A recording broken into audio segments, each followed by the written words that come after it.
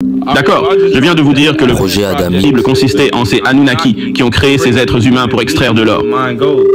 Comme vous pouvez le voir, c'est Enlil. Il est également connu sous le nom de Yahweh et Dieu dans votre Bible. Rappelez-vous, ils n'étaient pas supposés créer ces êtres humains pour extraire cet or dès le départ. Surtout parce qu'ils ont interrompu le processus évolutif de l'Homo sapiens. Voyez, regardez, je veux vraiment que vous compreniez à quel point ce salopard d'Enlil est.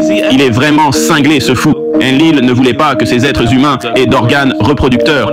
Il voulait les anéantir, ce qu'il a fini par faire plus tard. Le plan de ce bâtard était littéralement de faire extraire l'or par ces humains, puis d'effacer toutes les preuves de leur existence. Ça montre à quel point ce connard avait peur que Anu le découvre. Le type avait littéralement une arme appelée Kaisusu.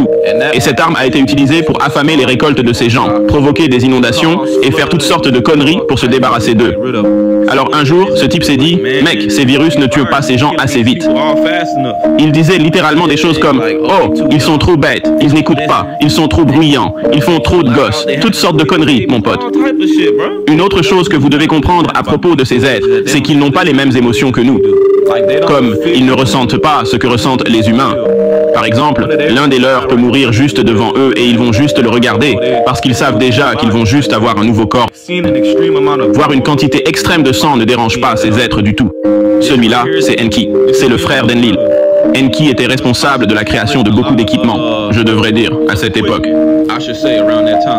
C'est un hélicoptère. Par exemple, dans l'ancienne Kemet, ces gens vivaient dans une civilisation de type 2. Certains d'entre eux avaient même des pistolets laser, croyez-le ou non. Enlil et ses autres Anunnaki ont essayé de faire pression sur Enki pour qu'il utilise cette machine pour détruire les humains. Et Enki était comme, mec, ce n'est pas ce que je suis. Je n'essaie de détruire personne, mec.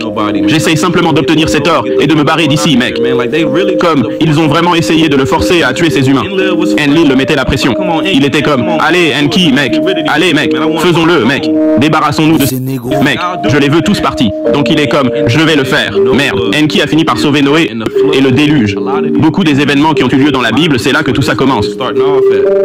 Enlil a fini par organiser une fête à cause de ça. Il était comme, bien joué mec, on a tué ces négros. On va avoir cet argent, on va être payé. Mission accomplie.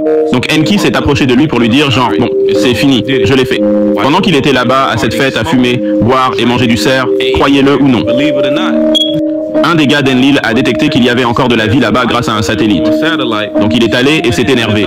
Comme, mec, je t'avais dit de tuer tout le monde. Qui a survécu? Qui l'a fait? Qui l'a fait? À cause de l'agitation, un des anciens qui était ici à ce moment-là a raconté à Anu ce qui s'était passé. Alors Anu s'est énervé et est venu ici. Et il s'est attaqué à ce gars, mon frère. Mais je vais devoir faire ça dans une troisième partie parce que je manque toujours de temps.